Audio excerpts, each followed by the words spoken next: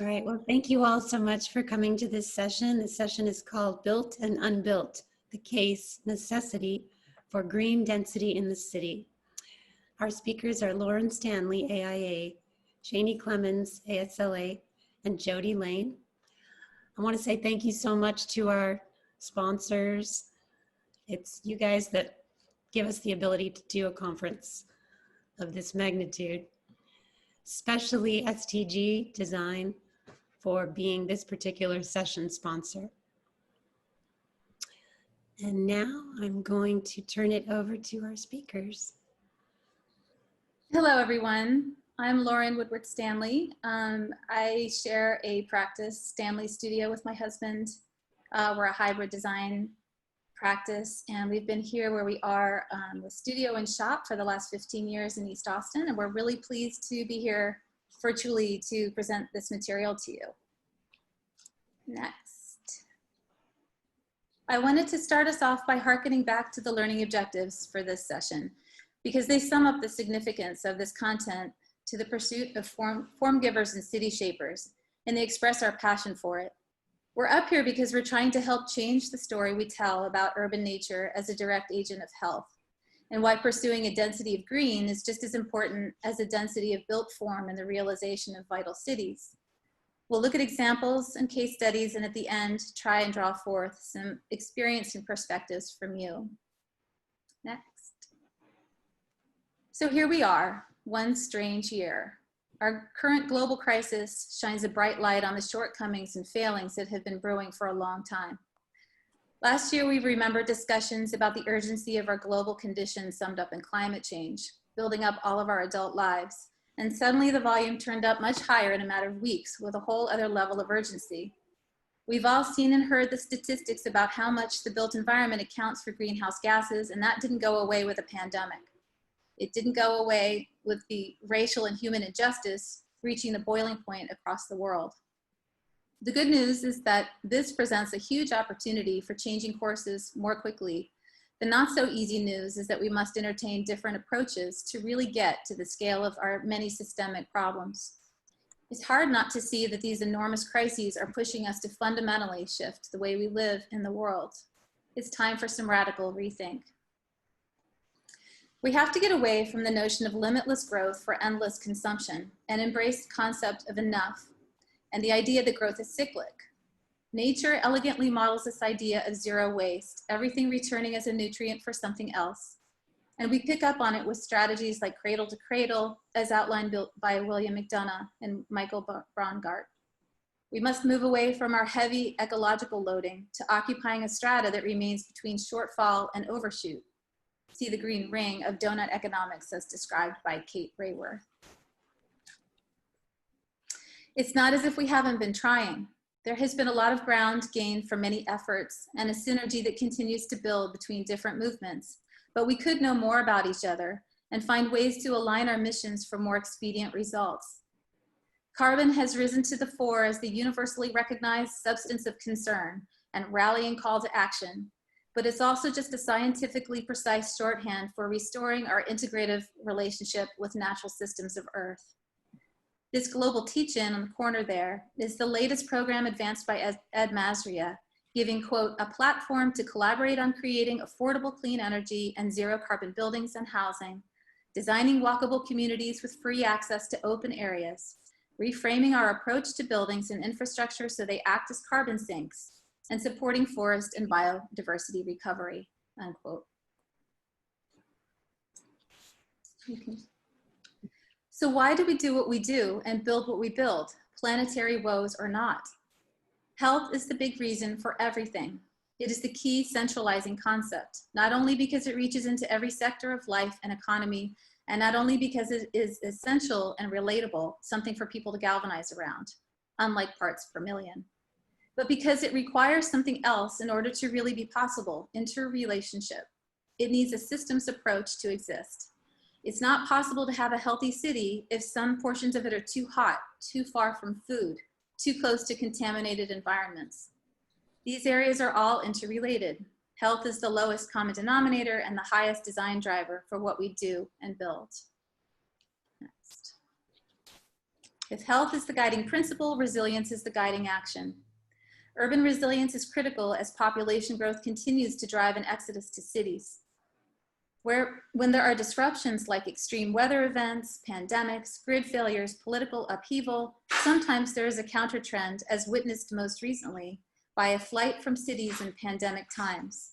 But for the most part, we are a pattern of continued urbanization, subsuming outer ring development into the megalopolis.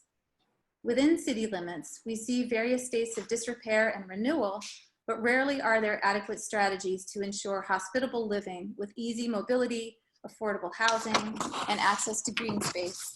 In this session, we take the stance that a deeply resilient city results from a strong connection to its living natural systems, its built infrastructure of green, and its ability to lodge itself everywhere, from big parks to small cracks and everything in between.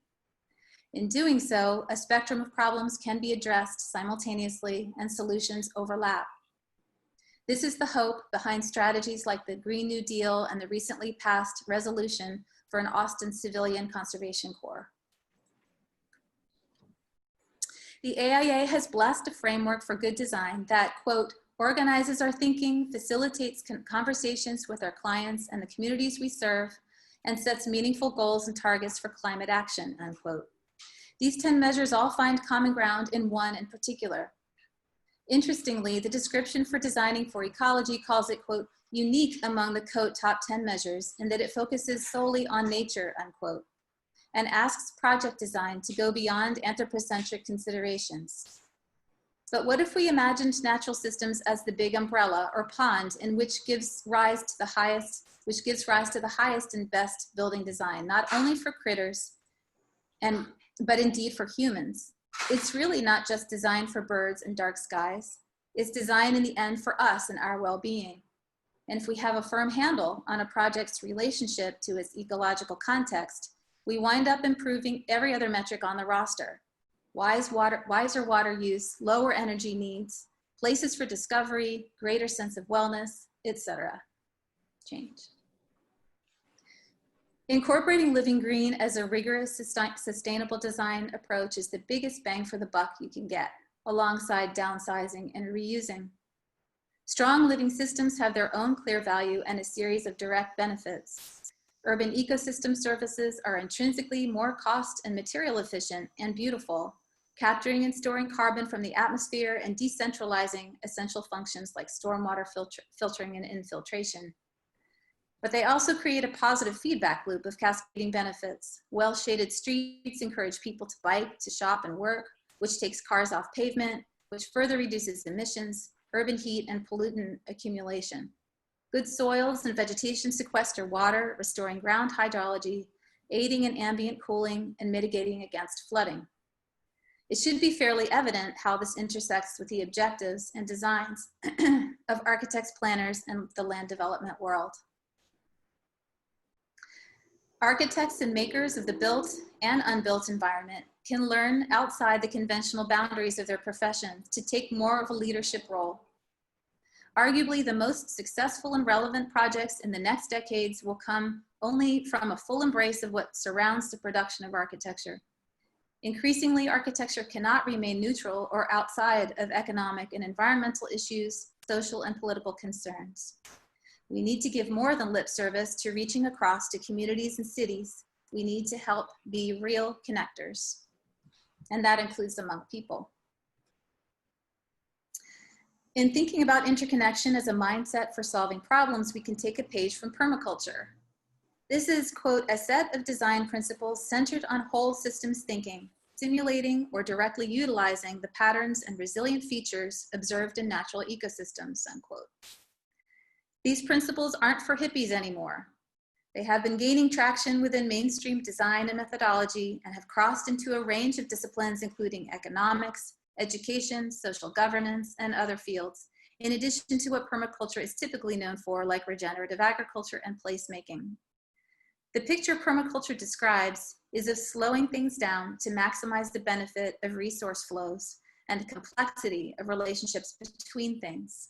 It is about positioning elements so they nest and support each other. Change. One of the critical adjacencies for buildings is the surface they sit on. We need to get more grounded in how we build. Literally, we can aim for greater porosity in our cityscapes, connecting to natural grade soil life and site hydrology. Penetrating the hard crust of impervious cover allows us to create a sponge-like matrix that can support living systems, whether large or limited, and their inevitable succession over time. This also means cultivating spaces of all sizes that are semi-wild rather than manicured and highly controlled landscapes. This is a picture of the cracked shell of airport tarmac at Mueller, forming the edge of an accidental wetland that supported a small plant, bird, and amphibious ecosystem for several years. And I got to enjoy that on my walks every day. Change. You change? There we go. How do we stitch green into our cities for these benefits? Go back or forward? Can you go to the next slide? Let me go back to the wetlands. There we go. There we go. Right there. Yep. Okay. How do we stitch green into our cities for these benefits? What do we mean? Nope. The other way. Yep. We're on the right slide. I can see your notes. What do we mean by green density?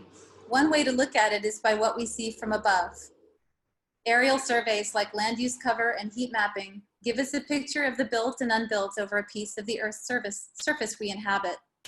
We can easily see patterns and trends. How fine a grain are the types of cover? How interspersed and how connected? What is the character of corridors and nodes?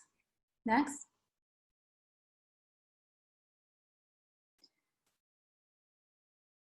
There we go. How is green shaped and distributed? Is it growing? Is it shrinking? Is it changing color and type over time? Through the aerial lens, the representation of green can be somewhat flattened. Tree canopy does not register height and other characteristics as it does on the ground, but it gives us a good overall.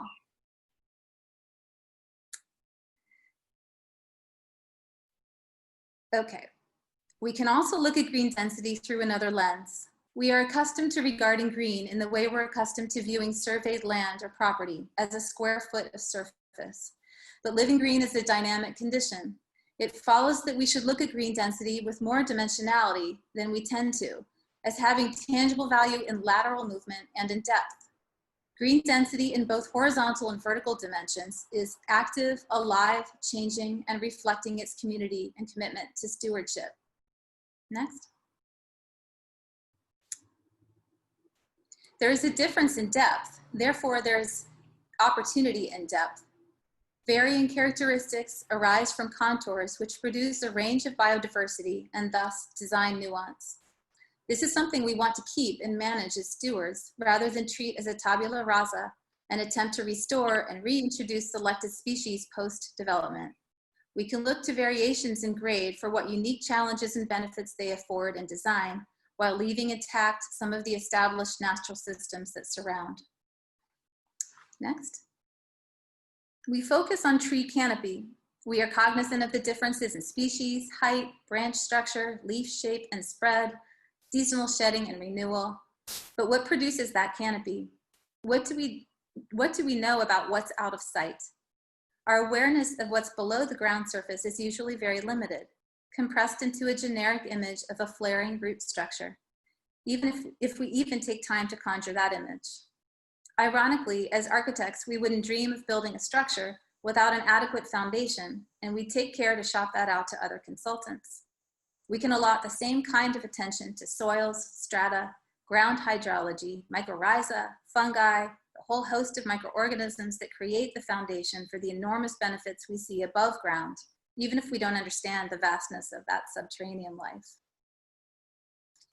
Change. Surface areas are not static, although we tend to think of them in terms of plan view and numeric value.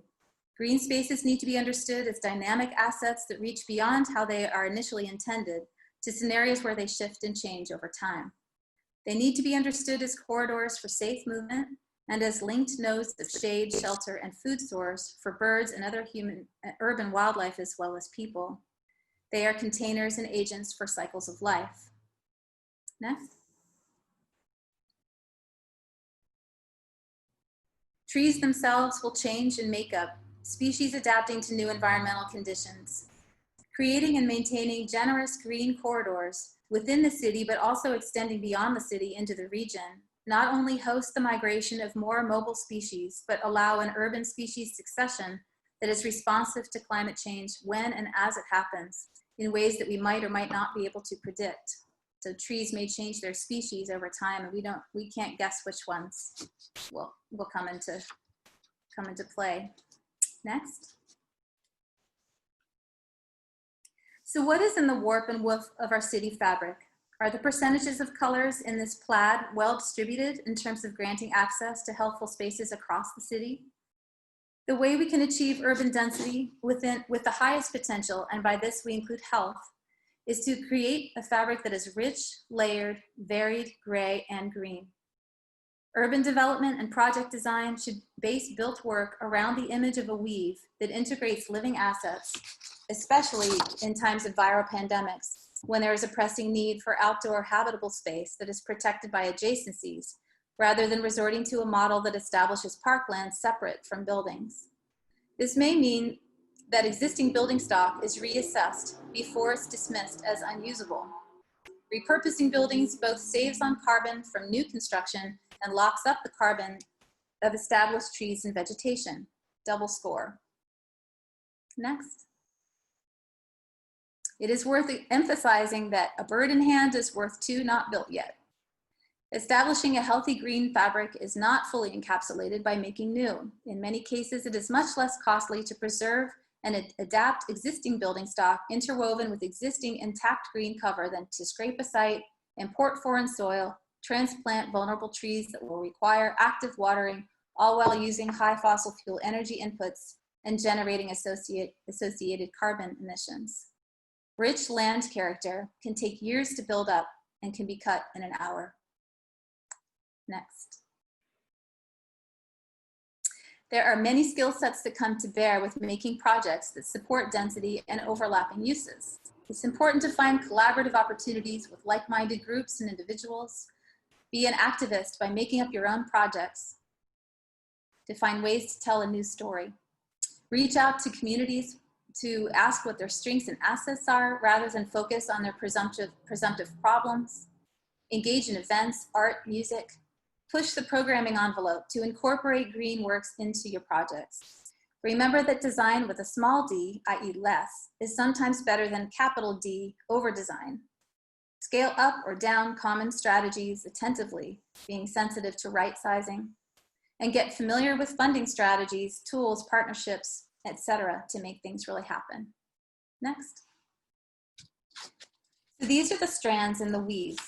To this end, we need long corridors and short connector trails. We need legacy parks like Zilker and parklets on the street edge.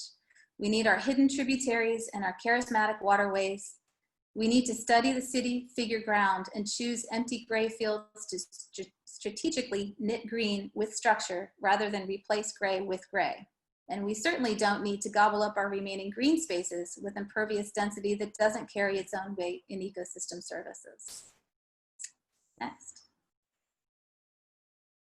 We should occasionally train our eye on the larger kinds of projects that have proven possible in other parts of the world. These inspire us to think big in our own corner about how to elevate our own natural features and systems. Austin's creeks are a perfect example of spotlight work, think Waller Creek and Shoal Creek, and unexplored potential, think eroded or gabion-banked creeks on the east side, all of which could be taken together as a way to establish an equitable, systemic green density. Next. Every city has its own unique complexion and canvas of opportunity, but in any city experiencing a rush to build and a mandate to densify, there is a concomitant need to keep up with green, even if your city is known for being green. So we look for ways to do that. I'll run through a string of projects I had a direct hand in, all in East Austin, that demonstrate an explicit interest in augmenting green within the context of gray, and look at some of the particulars that made them what they are. Next.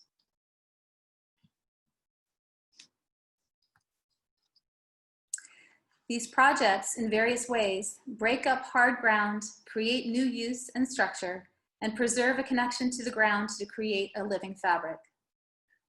J.J. Seabrook Greenbelt Park, Creek Restoration and Urban Trail subsumed a whole section of Pershing Drive, a one-way road, into an urban trail through an existing park, removing an acute dark culvert as it crosses Tannehill Creek Branch 2, and replacing it with a steel trussed pedestrian bridge that opens up the creek below.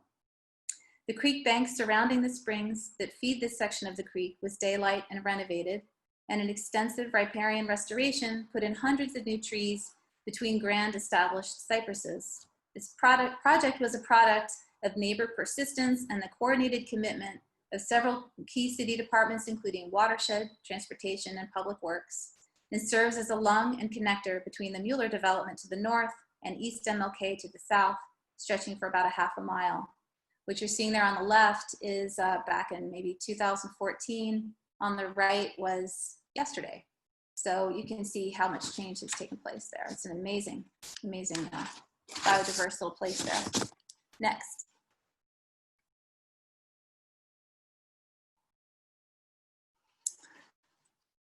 This is another emanation from the conceptual master plan vision we all created as a neighborhood. Continuing in the vein of civic-minded architect working for free, I initiated the E.M. Franklin Green Street project to carve into an overwide street and turn an open speedway into a softened shape to slow down traffic and stormwater. Inspired by Seattle's Street Edge Alternative Project, or C Street, and working with various departments at the City of Austin, ultimately I found that the way to make this project happen was through the city's neighborhood partnering program. We were able to cut into the 45-foot wide road for the rain gardens, leaving the full right-of-way to effectively add width to these elements. So that was my concept design there on the bottom right, and that added to our portion of the share. Next. Patches of asphalt were torn up and replaced with 8 paired rain gardens and planted medians that help shade the street and cultivate community. New bike lanes and a continuous sidewalk were added to the mix. I continue to organize neighbors for cleanup and new planting days during the year. Art installations are in future plans. Next. The Mueller redevelopment is Austin's most striking example of a grand transformation of urban gray to green. Immensely successful, it rose from the paved and mowed flats of a leveled airfield to house many, provide habitat to non-humans, and foster community even outside its bounds. Its amenities, including parks of all sizes, farmers market, shaded trails, are open to all. John Gaines Park is one corner in the Southeast District that we were able to participate in this transformation and rejuvenation. You're looking at its community gardens pavilion nearby and nodding to the landmarked flight tower. Next. As Mueller Airport got chopped up, we took some of the debris and stored it for 5 years over the course of the last recession, with the intent to give it new life and serve as a connection to airport history and a demo for repurposing. Incredibly, the same steel subcontractor who installed these eyebrow truss shelters turned up again to fabricate them into their new incarnations some 30 years later. So this is the little shelters some of us may have known and loved as the community garden shelter. Next. This extensive mixed-use development follows in the same path as other major urban land conversions like Stapleton and Denver, and is only possible through the phased approach and collaborative effort of municipalities, master developer, consultant teams, and involved communities over many years, and the careful forging of a joint vision. Even with all the new building, it has been very restorative socially and environmentally. Next. John Gaines Park replaced 3.6 acres of hard-packed dirt with a neighborhood pool and pool house, open lawns, natural playground that mimics the old runway layout, community garden, and orchard trees. We had an open and willing client who allowed us to push the edges and extend the program by integrating resource harvesting and living systems onto the steel and concrete frame of the building, creating a series of semi-outdoor spaces with a biophilic character. Next. On the other side of Airport Boulevard, the west side, A transit-oriented development renewed another dormant urban property formerly occupied by the Featherlight plant. It now houses the headquarters for the Sustainable Food Center, whose office building by Dick Clark & Associates is nestled in a cozy green nonprofit village. On the east side of the railroad tracks, along Upper Boggy Creek, is the 2.3-acre gardens site where Featherlight cast their colored aggregate tailings.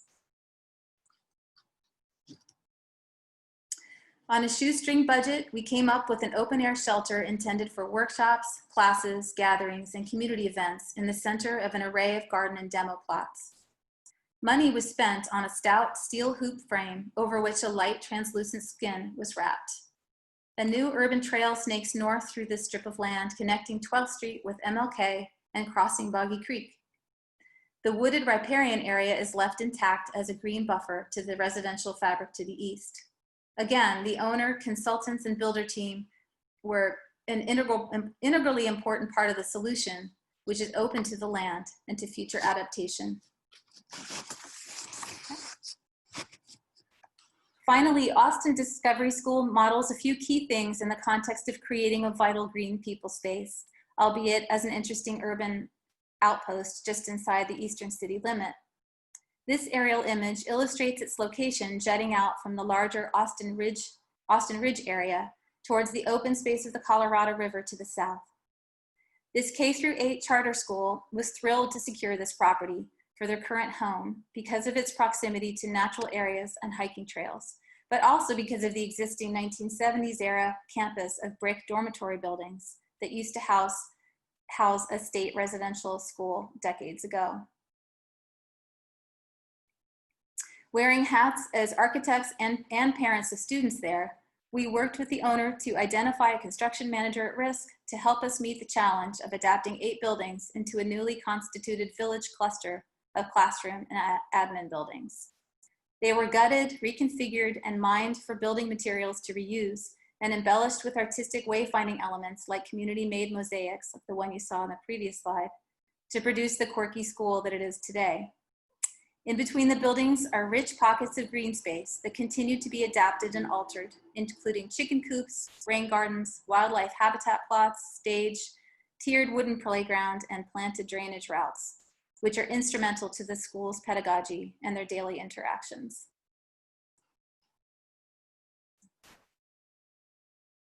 Part and parcel of the school's mission is an extensive hands-on eco-wellness program, which has been the most adept at securing grants for enhancements.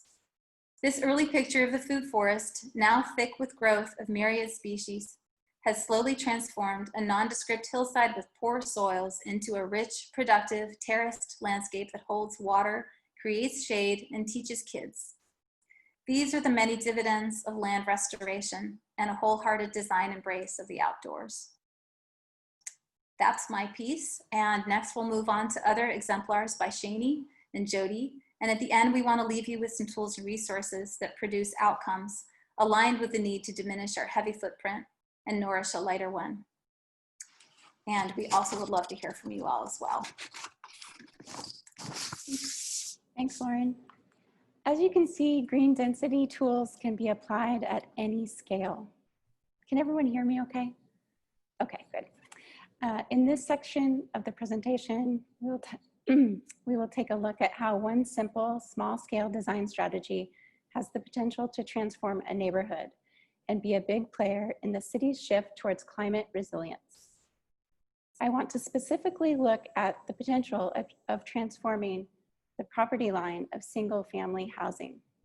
My name is Shani Clemens, principal and founder of Shademaker Studio, a landscape architecture firm here in Austin, where our work primarily focuses on single-family residential and commercial projects.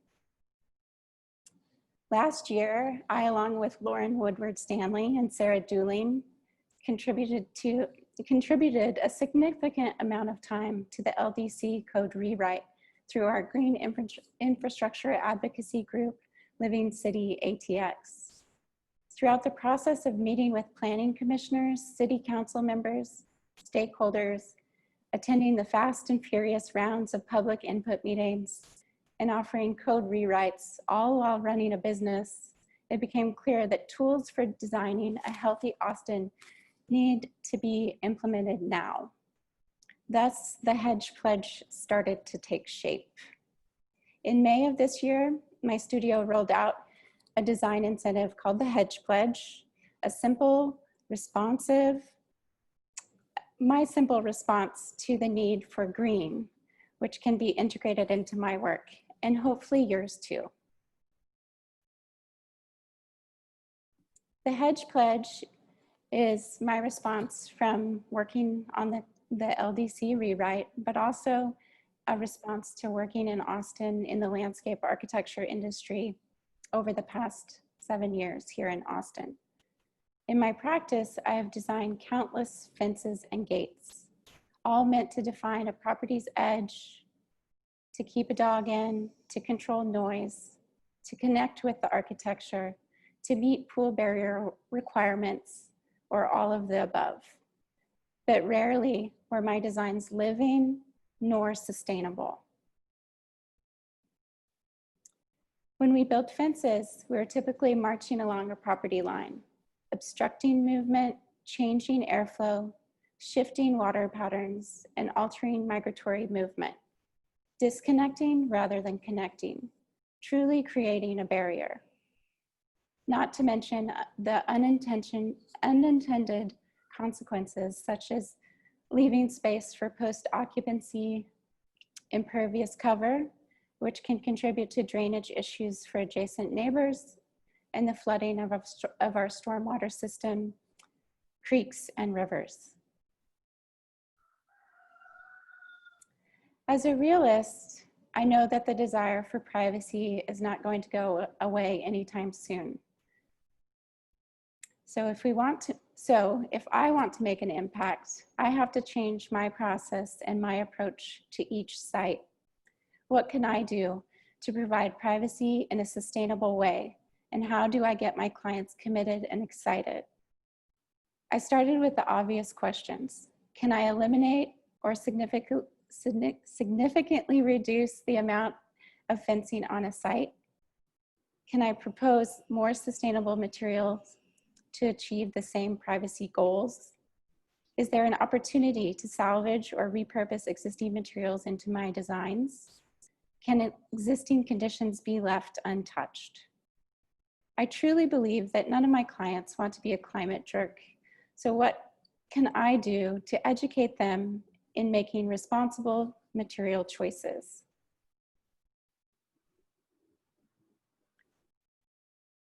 Research shows that the earlier we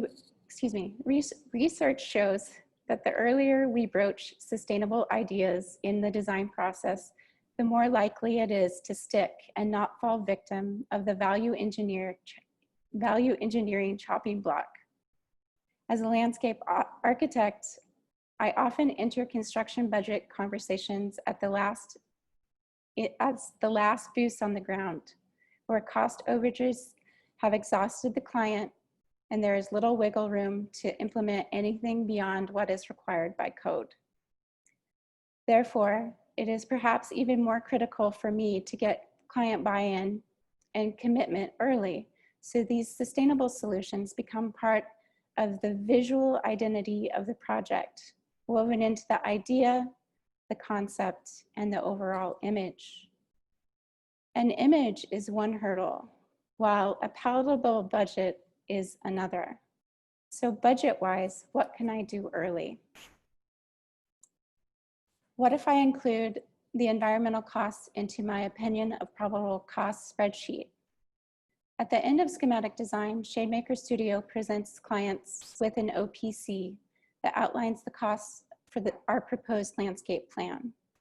What if we add a column to our OPC spreadsheet to highlight the ecological impact of material costs, clearly denoting that there is both financial and climate costs to each material selected, informing, educating, and empowering to get the conceptual and financial buy-in early. I also have to ask if there is a better way to delineate space that is both land responsive and climate sensitive. Neither one of these designs are mine, but they are a common installation found in today's urban infill.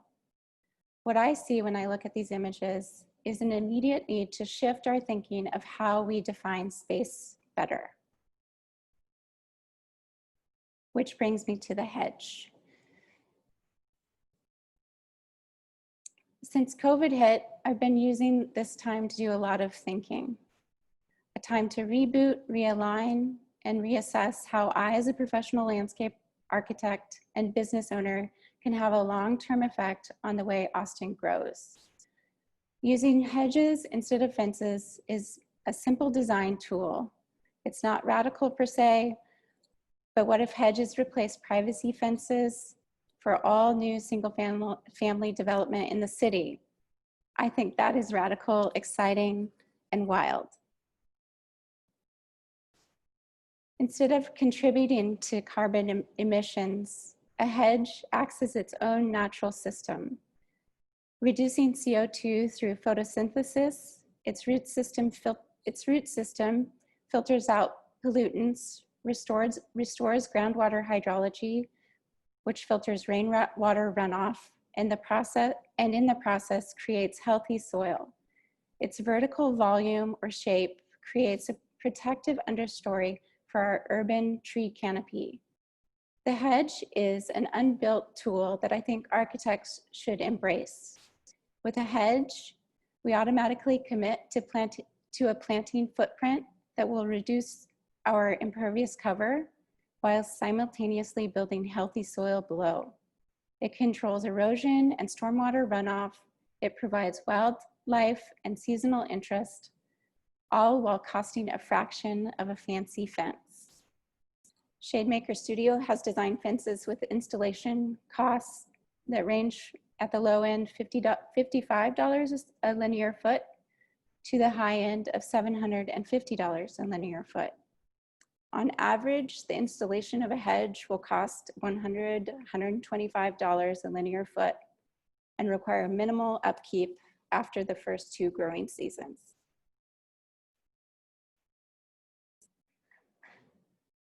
Hedging single-family lot lines can potentially have a profound impact on our city's health. Large planting volumes, like a hedgerow, actually builds healthy soil. By giving our attention to soil health, we improve the foundation that supports our urban forest, air quality, water quality, and our overall health. All in all, I would argue long-term gain of installing a hedge far exceeds the upfront costs. When we talk about green density and scales of green density, the hedge fits in this small category. It is simple, approachable, yet scalable across the city. I imagine hedges replacing the modern horizontal fence to become green veins of the city, reconnecting lot lines to creeks and rivers, providing a habitat highway for birds and other urban wildlife. Still providing a barrier, still providing privacy, but in a greener living way. Reaching the 2030 goal of 50% reduction of fossil fuels emissions and the complete phase out by 2040 is going to require a multifaceted approach for each design professional at many scales. Redefining the way we look at a property line is just one simple strategy to be integrated into the collective whole. In the future, looking down on Austin, I see property lines defined by hedges darning the city's understory together. An easy green density tool that supports biodiversity, all while filtering, anchoring, cooling, adapting, and beautifying our city. The plant selection of a hedge can be as unique as the design of a fence. Plus, selecting species that are right for the site, sun, shade, soil, water conditions, will inherently lead to a diverse mix of shrubs and small trees.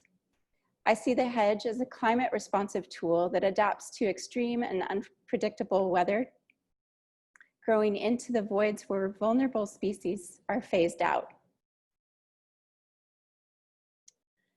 Deciduous or evergreen, clipped or unclipped, allowing the site and the home's identity to dictate plant selection will create a diverse tapestry across the city. Weaving in and across roadways to create a habitat highway, providing food and shelter for the 400 migratory birds that pass through Austin each year. Not to mention the countless pollinators and small urban wildlife whose habitat is being threatened by urban development. The discussion of green density is timely, and the call for action and your commitment is urgent. Austin's current growth rate is putting our city's health at risk. Every neighborhood is being impacted, resulting in significant loss of urban canopy, increased erosion, and added impervious cover. So where shall we begin? As a design collective, can we commit to protecting hot development neighborhoods like Montopolis and East Crescent from becoming scraped, maxed out, non-living landscapes that will add to erosion, flooding, and heat gain? Will you commit to the hedge pledge on your next project?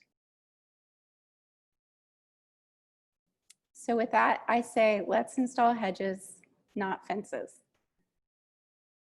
Now that we've honed in on one small scale green density tool, I'm going to hand over the presentation to Jody, who will share a few of her exciting large scale collaborative designs that she has in the works. Thank you, Shani. So I'm going to make the case for adding unbuilt density through urban agriculture, urban forestry, and large-scale green spaces. But first, I'll make sure you're firmly grounded in the soil. I want to leave you very much aware of the richness and regenerative vitality that already surrounds your projects, like Lauren and Shani have been talking about.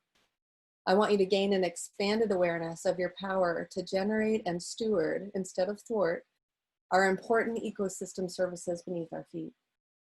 I'll show you a couple of case studies that will have you see that greening our cities is already happening, and if you aren't doing it, you'll be left behind.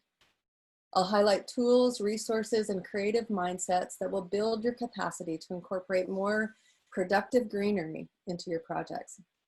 My name is Jody Lane. I'm a planner with the Urban Design Division in the City of Austin. I'm also a co-founder of the Festival Beach Food Forest and have just launched a new organization called Fruitful Commons. I hold a master's degree in architecture, but I've found a niche in nature-centric neighborhood development. Lauren, Shani, and I, when we're putting this together, agree that we just can't get enough about soils. We can't learn enough about rich, nutrient-packed soil, how photosynthesis does its thing, and how carbon sequestration works. I was trained to be a good built environment professional, but my formal education about natural systems was minimal in architecture school. I wonder if curriculums have changed. This image is taken from an article about scientists studying the carbon sequestration of the Great Lakes forest. As you can see, the soil, trunks, and branches breathe in carbon at a high rate, and they, along with other animals, respire or breathe out carbon at a lower rate, thus sequestration. There's been an explosion of interest in how all of this works, and many are trying to explore what built environment professionals, especially us in big cities, must now do to catch up. Researchers are measuring factors like soil organic matter, water infiltration, compaction, weed abundance. In an article in Civil East last month, Naeem Edwards, director of Detroit's Partnership for Food Learning and Innovation, talks about a multi-year experiment he is leading to study the most environmentally sustainable ways to build urban soil. Edwards believes, for instance, that cover cropping practices, which I'll show you in a minute, cover cropping could be used to sequester stormwater on vacant Detroit lots, which are currently being mowed by the city, a practice that has caused extreme flooding all over the country in recent years though it is now. Edwards hopes that Detroit recognizes and legitimizes urban agriculture and gets Detroit away from the gray motor city paradigm. And he hopes that it could help policymakers see that urban farms, soil management, and greening strategies are viable solutions that will help cities be resilient in the face of climate change. And I hope the same for Austin. Okay, so at this point, excuse me, you might be thinking that urban farms, urban agriculture, soil regeneration, etc., just isn't applicable to you. And why are we talking about this in a conference for architects? Isn't this best left to all of the landscape professionals and consultants? Or you might be thinking this is pie in the sky because green infrastructure and open spaces blow the budget. Clients, investors won't go for it. Or you might be wondering how operations and maintenance is handled if we add more agriculture in our city. To all of that, I say that we need to be open to what's coming. We need to be open to what's already here. And we need to be open to what hasn't been done before. Otherwise, you will fall behind the curve.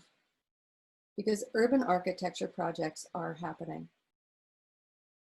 In Austin, there is one such experiment going on in your public park that I and a group of other professionals, neighbors, and permaculture designers fondly call reclaiming the commons. We're piloting strategies involving soil regeneration, water sequestration. We're planting guilds of edible fruit and nut trees, pollinators and nitrogen fixers, and many more permaculture design principles, all on parkland that's accessible to anyone 24 hours a day, no fences. When we began just a few years ago, we were one of 4 or 5 in the country that we knew of that are doing this on public parkland. The other noteworthy aspect of this project is that it's set up to be embraced and supported in unique ways by the development that's adjacent to it. The project is called the Festival Beach Food Forest. I'll tell you exactly where it is and which developers are engaged in the expansion efforts. But first, let me tell you what it is. From 2012 to 2014, our diverse and passionate group got to know many East Austin community leaders, many of whom were seeing the waves of gentrification rolling in.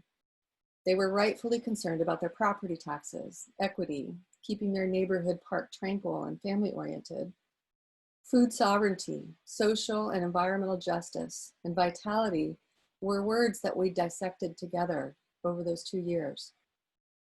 After enough of the community got behind the project, the Parks Department and the City Council gave us 2/3 of an acre to start with.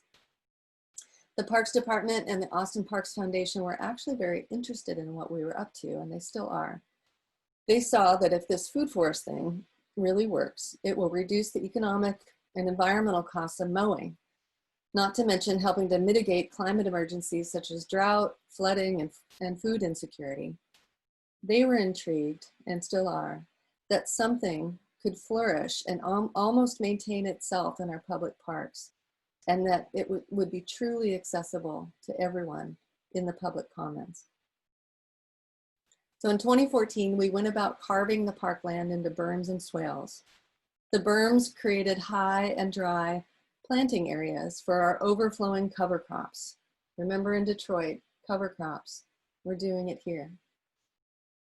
The swales are low spots that stay moist and help foster beneficial fungi and bacteria, providing habitats that mimic riparian and wetland environments. Berms and swales are a system of ditches and mounds that are designed with the slope of the land to capture surface runoff. Using the system reduces irrigation needs and optimizes water retention in the landscape. And it helps the ROI.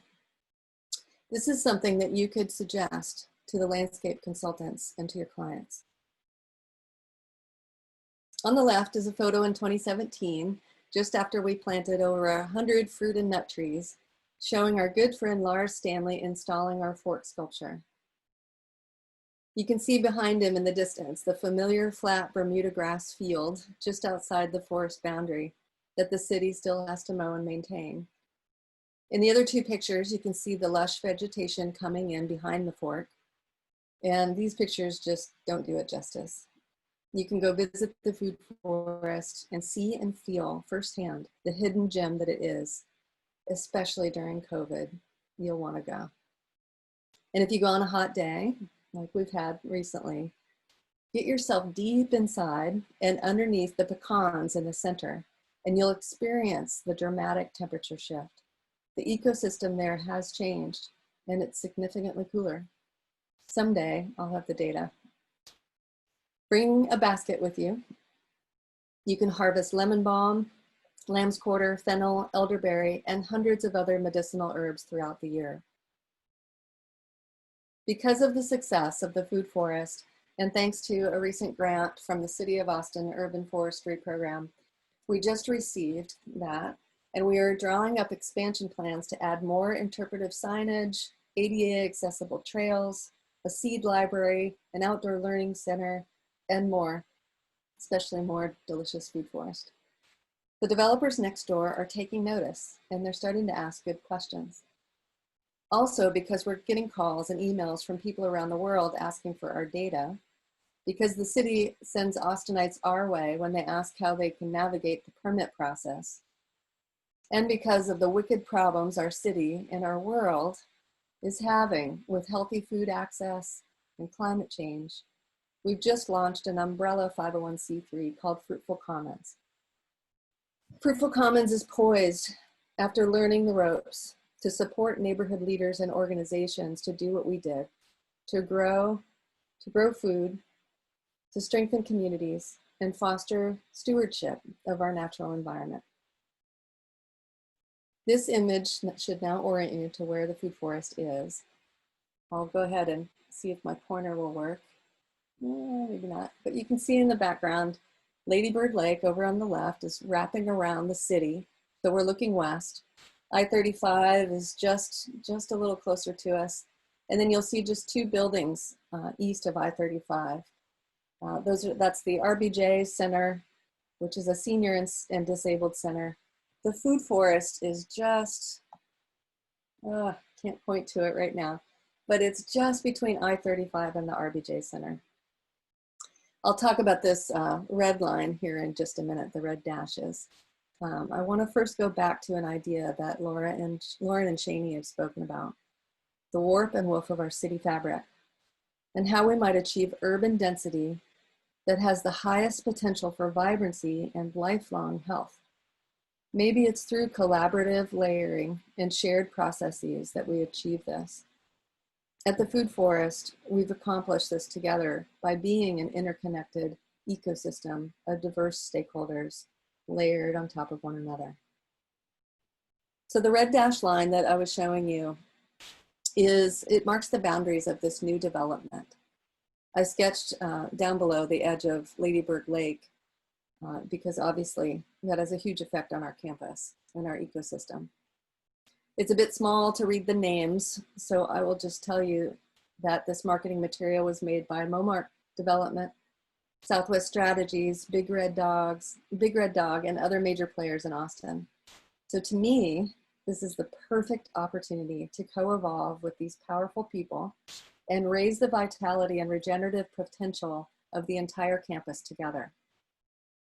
We know they can command higher rent, this development, for the beauty and uniqueness that we're providing.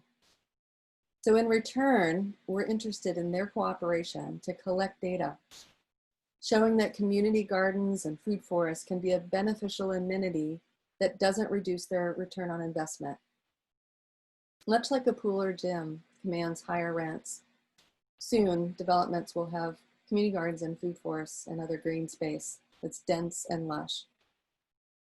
So in this image, in the orange there, you'll see where our food forest is, and that's phase 1. The green is indicating phase 2 that we're growing into. We picked this location before this development was even on the books because the city of Austin has declared their commitment to this particular site years ago. The city of Austin declares that the RBJ Senior Center is to remain affordable for long-term residents that have been living there for decades. It's a rare public-private agreement with this development team, and it has not been without its challenges, I'll tell you. But we're here to enrich the health and vitality of the seniors, of the developers, of everyone around us, and make sure that this place stays tranquil, affordable, equitable, and family-oriented, like the community wanted since the beginning. Another reason why we're here, why we chose this spot, is because the Festival Beach Community Garden is just above us. You can see the kind of wraparound of a drive that brings the compost and trees into the area. Again, this image just doesn't do it justice. But the community garden was already here. It's serving the neighbors and the neighborhoods and the seniors. And the community gardeners are kindred spirits. And we wanted to strengthen their volunteer efforts and their presence. So now we share mulch, water, manpower, and other services. And we be sure to picnic and celebrate together too. I could talk forever about this campus, but I will try to move quickly through the vibrant layers of movement that are out to foster this campus. So the yellow line, the yellow dotted line, is a future paseo that will be celebrated and connecting the lake. And so it'll connect the seniors to the lake and other residents. You can see it also is coming in from the neighborhoods. These neighbors have not had access to the lake in a long time. So we want to create a celebrated and historic walk that's beautiful and is inviting. The red lines track the flow of the seniors through the forest and the community gardens, where several of them tend a plot. The red line extends up to the future hatchery park that looks like a marble up there towards the top. The hatchery park will ooze with interesting history, like how this entire lakefront and even more to the east was at one time a series of rectangular fish ponds that LBJ and the Army Corps of Engineers built to feed the masses. But I'll tell you, if you look at that red line, I imagine that the seniors will enjoy getting down to the water easily and accessibly, but they will also go up to that hatchery park because we're helping to design a senior playground where they can go and get exercise outdoors. That hatchery park and the senior playground is being championed by architect Evan Taniguchi, who also has a legacy of history at this site. The purple line is a future pathway that Tejano Trails is raising funds for, along with an historic outdoor museum, and is making a home base for Keep Austin Beautiful to be right next to us. The bluish line is tracking the new residents and how they too will learn about the history of this area and the people and animals that came before them. So many of these colorful threads that you're seeing here are not on anyone's drawing board or site plans at the moment. We're creating it together and it's happening, and we're finding the funding and support to do it. We could and should track important flows like wind and rain and sound and birds and pollinators and even particulates. Anything that will be important to the vitality and resilience of a site and ultimately builds good soil, literally and metaphorically. I invite all of you to take some time and generate diagrams like this for your own projects. By doing so, you'll find your allies and your resources to make things happen that you never dreamed you could do. These are our allies and more. We've compiled some tools and resources for you. Urban Forestry Grant I mentioned, we're getting a lot of support from PARD. Capital Metro has contributed to our community engagement strategies. We've gotten incredible support from the Neighborhood Partnering Program, on and on, lots of resources. And in the national realm, more and more state and federal organizations like FEMA and the EPA are very interested in funding nature-based infrastructure to mitigate flooding, drought, and other crises that might strike due to global warming. All these resources are here. The capacity to make it really work on a large scale too is coming, and you want to be dialed in. So let's dial in to a large scale green. This rendering is from the Endeavor Realty Group. It's showing the soon to be redeveloped Austin American Statesman site. and how it could look from the vantage point of the Congress Bridge, under which our important friends, the Mexican free-tailed bats, come to roost each spring. See the green flowing from the rooftops and the balconies? That's not a mistake. It's here. This site is a gem of the South Central Waterfront District Vision Plan that I have the good fortune to be working on with Alan Holt and Shravya Gavardine in the Urban Design Division, with support from other city departments and highly skilled consultants. Currently, the district is characterized by a lack of connectivity. Inside of gray, unwelcoming superblocks and surface parking, it's pedestrian hostile with a limited walking grid, narrow sidewalks, few street trees, and even fewer streetscape amenities.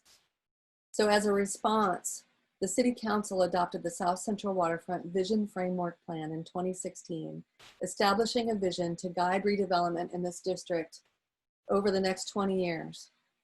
The adopted South Central Waterfront Plan is based on a district-wide public-private partnership model that will transform this area by adding over 2 miles of refurbished or new streetscapes, expanding the street grid, and promoting transportation options to create a lively, walkable, and transit-friendly district.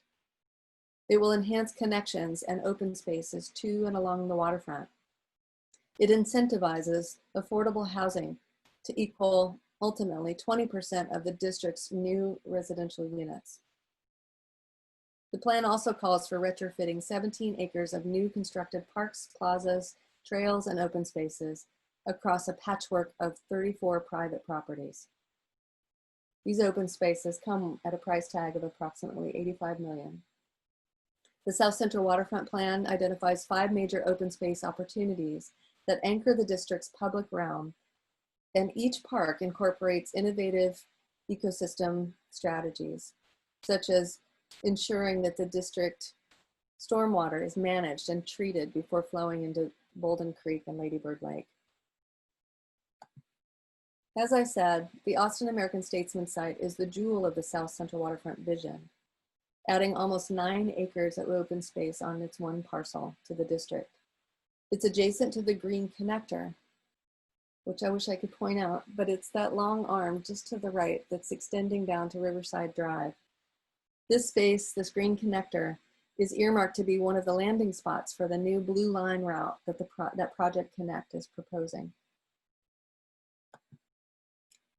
Currently, the property owners of the Statesman site submitted a development proposal, a PUD, that's in alignment with the South Central Vision Plan.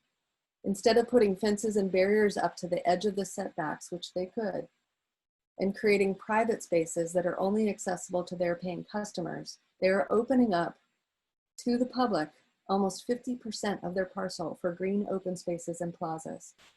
How can they afford to do this? That's the golden question. As you can imagine, the financial burden would need to be shared by the public, but the complexity of the financial implications is tremendous, right?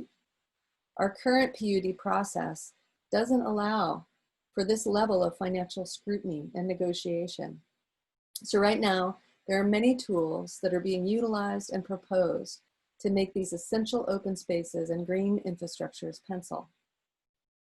One tool is an economic development corporation, like you can find in major cities such as New York, Houston, Dallas, and San Antonio. This economic development corporation would be created and overseen by the City Council and would operate with, but outside of, the city's current regulatory framework. It could do for the South Central Waterfront vision that the city staff can't do now. It could take the lead on managing public dollars, CIP funds, bonds, TIPs, and other funding sources. It could handle the complex public-private negotiations and set up a board and a city staff to oversee the process and make sure the vision is being followed. To put it simply, our current city structures just don't allow us to make large-scale green and affordable districts happen in downtown Austin today. We need better tools and a dedicated multidisciplinary team. Public-private collaboration is another tool, and it's important.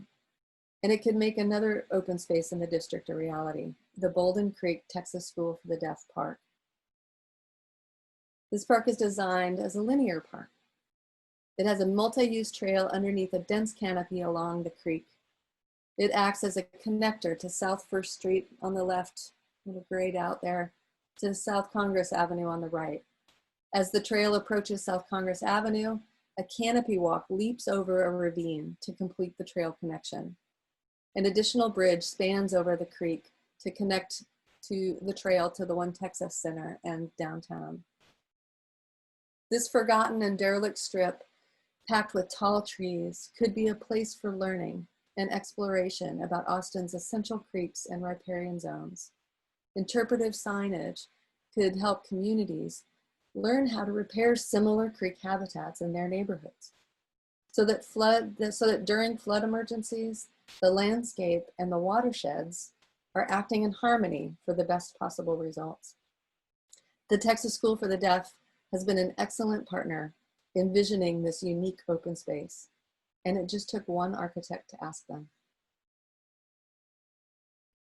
The architecture of the South Central waterfront and all of our buildings are nestled within natural systems. So our buildings could be designed to interconnect with these systems in ways that allow us to regenerate ecosystem services, like that rainwater, dense vegetation, and lakes, to name a few, provide to us. You could sketch or diagram your buildings in this way and reach out and have more conversations. You don't know who you might talk to, who might tell you about a beneficial species that has been proven to sustain itself along your particular riparian area. Or you could start asking around, excuse me, about how your project can be part of a data collection initiative and find out how much carbon you could sequester, or your metrics on soil regeneration or tree canopy. To bring the South Central waterfront vision to this point, it took several years of listening to and welcoming in the creative ideas of others. We listened to the neighborhoods and the surrounding communities.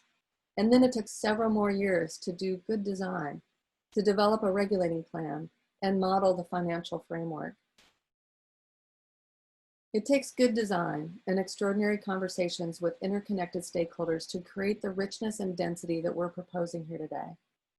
Without the hard work of the staff, in particular Alan Holt, and without implementing this district-wide vision, we might, it's still possible, we might end up with one-off developments in this district that provide limited connectivity, privatized waterfront development, and affordability goals that are unmet.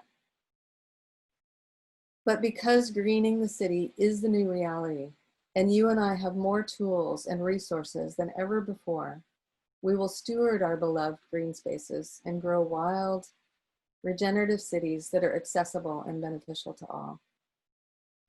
So I'm going to pass the baton over to you, Lauren, to wrap up.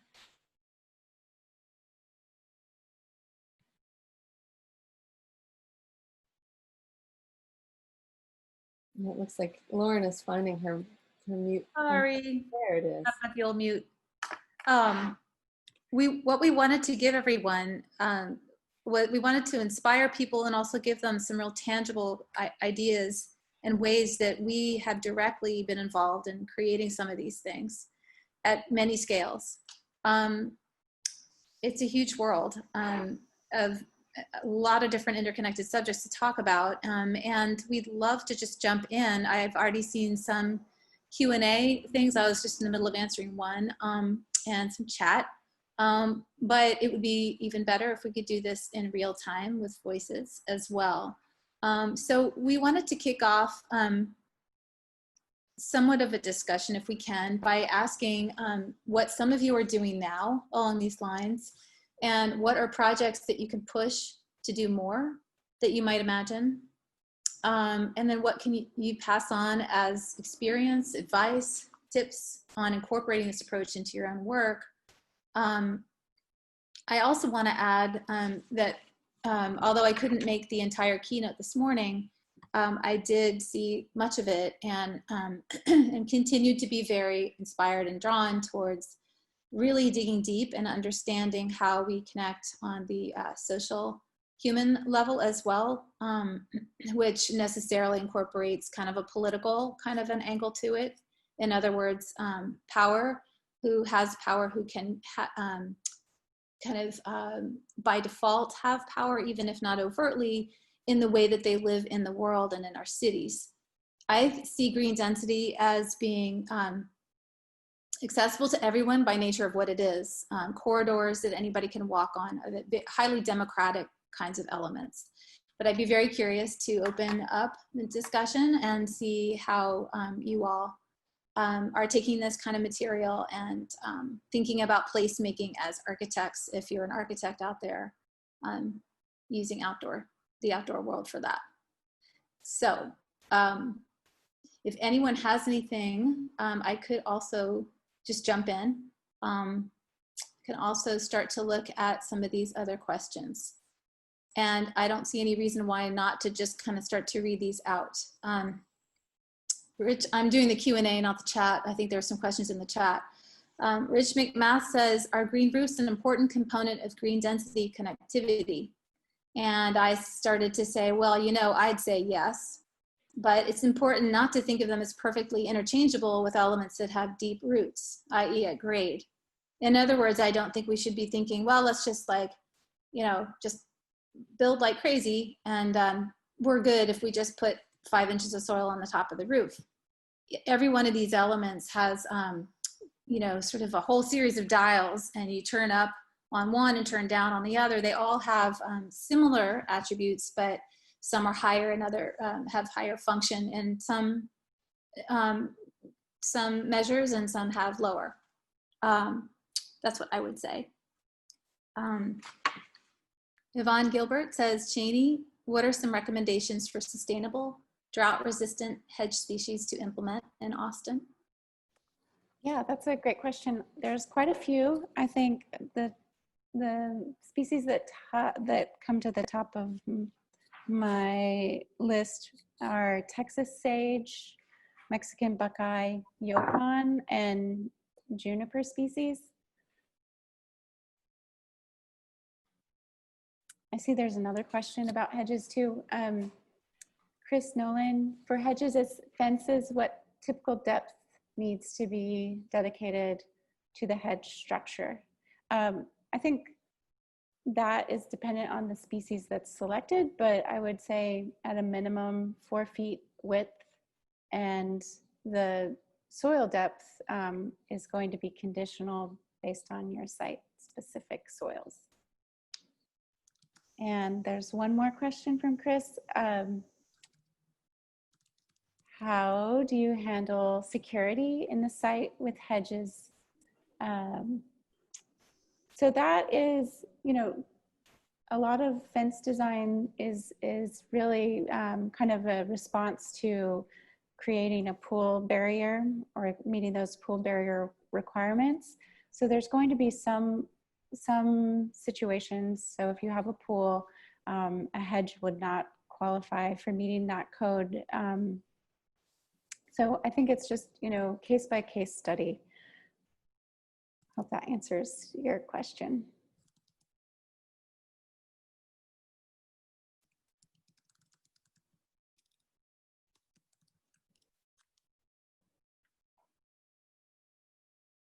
Jody, do you see that question for you?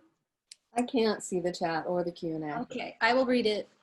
Jody, for the Fruitful Commons / Reclaiming the Commons programs, is there a limit to size of groups wanting to access those resources? No, not right now. There's no need to limit when really what it's all about is making those connections. I think what we're focused on though is making sure that when we talk with community leaders or organizations or neighborhoods, there's a process that you want to go through to just make sure people are ready. It takes something to put in the time and the effort. Negotiating one person's idea over another has its challenges. So we're looking at different tools to help people, such as sociocracy and other tools to help with the democratic decision-making process. Yeah, but I think just, making sure that your core team is really ready for the challenge, has commitments to the project, and is willing to make it sustainable long term.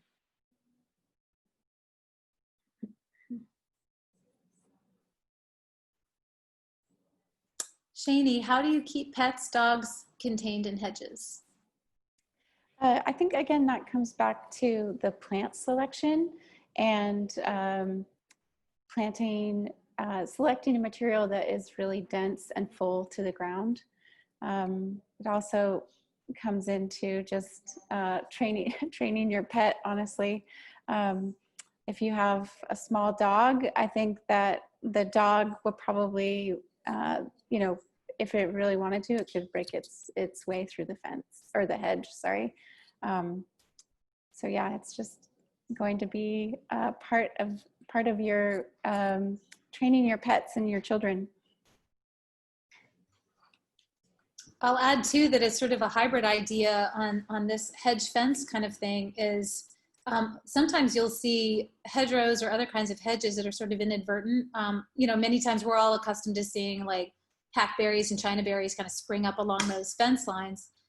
Sometimes you'll see very dense vegetated hedges, and inside is buried a chain link fence. There are different kinds of designs one can imagine where you have a positive barrier that's porous like that. And it could even be chain link because it's all hidden, and then you bury it. I don't know, Shani, if that's something that you've worked with, but it seems to me that that's possible. For sure. And another thing I would say too is you could think of these hedges, these vegetated fences that are sort of fat borders as being one wall of an outdoor room that's going to be cooler, and actually use that as a kind of part of a semi-enclosure for another asset. I have another question, Jody, for you from Rich McMath. Is there an effort underway to document how much public land / open space / floodplains are available for urban food production? Yes, several. They're exciting. We were just on a call with the Parks Foundation and the Parks Department and members of Sustainable Food Center. And the Parks Department already has a map that shows where community gardens can fly pretty quickly through the permit process. And that's community gardens. So we're working on also making it alternative urban agriculture, like a food forest or somebody else that's maybe wanting to grow mycelium and, bring that to the public. So there are lands that are being designated by that group. And I've been hearing that the Urban Forestry Department has also got another initiative with the Siglo Group and some others to map tree canopy and green all over Austin. And I think that the trajectory that they're headed towards is just that, like really looking at our watershed and our soils and see where we can put urban agriculture in a responsible way. So it is pretty exciting. And Lauren, I was thinking too that we could show that really great film that we didn't show. We have a little video for you. Right. Not to shortchange anybody's questions, but keep them to the side here. I see, real quick, before you jump to that, there's one more question about hedges. So the question is regarding hedges, what do you recommend for less maintenance in Austin? And I would say rely on our native species. So Yaupon, Mexican, Buckeye, Texas sage, that kind of group. All right, let's watch the video. Okay. And hopefully the sound is going to work perfectly. Tell me, make sure I can get the sound, otherwise I'll have to jump and turn a few dials.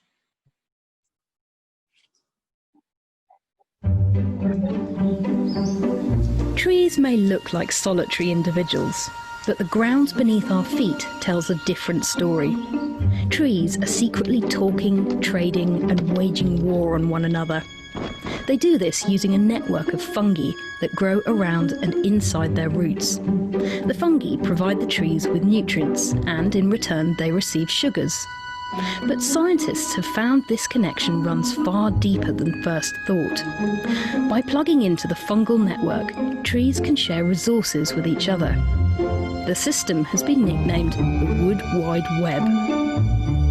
It's thought that older trees, fondly known as mother trees, use this fungal network to supply shaded seedlings with sugars, giving them a better chance of survival. Those trees that are sick or dying may dump their resources into the network, which might then be used by healthier neighbours. Plants also use fungi to send messages to one another. If they're attacked, they can release chemical signals through their roots, which can warn their neighbours to raise their defences. But like our internet, the Wood Wide Web has its dark side too. Some orchids hack the system to steal resources from nearby trees. And other species, like the black walnut, spread toxic chemicals through the network to sabotage their rivals. Arboreal cybercrime aside, scientists are still debating why plants seem to behave in such an altruistic way. The hidden network creates a thriving community between individuals. When you're next in woodland, you might like to think of trees as part of a big superorganism, chatting and swapping information and food under your feet.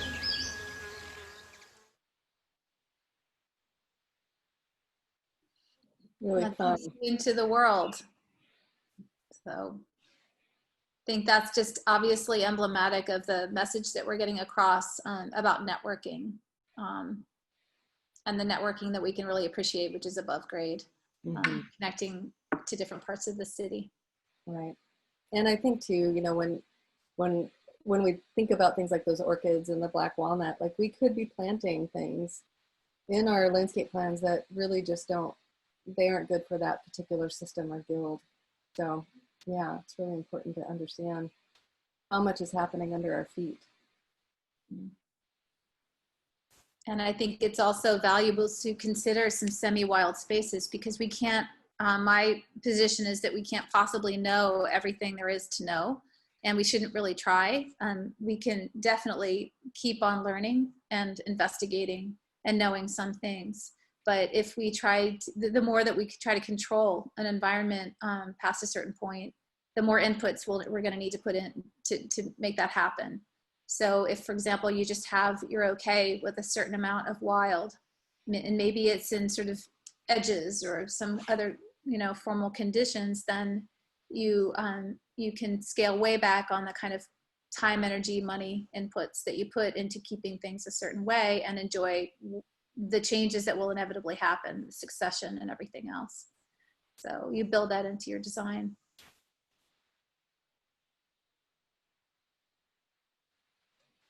Great. Well, doesn't look like we have a lot more questions or chats. I finally figured out how to see them on my other screen. So maybe we just give people some time back. Yeah, I'm gonna let Ingrid decide when she's pulling the plug.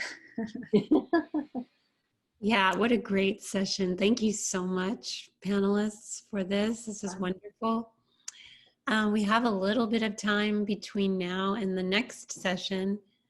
So attendees, feel free to go into the lounge and hang out or grab some lunch. And we'll see you back for the next session at 12:45. Thank you all so much. And I'm willing to hang around too for anybody that has any more in-depth questions. You're welcome to keep asking. Yeah, we can keep this session open until 10 after, so we've got a few more minutes.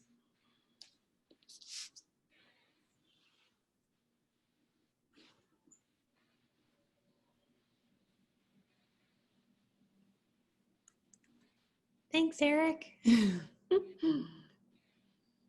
fun to look at the chat. All right, well, if you guys are okay with it, I will end the session, and thank you so much. It was really great. Thanks, Ingrid. Thank you, Ingrid. Thank you, everybody. Thank you. Okay, bye-bye.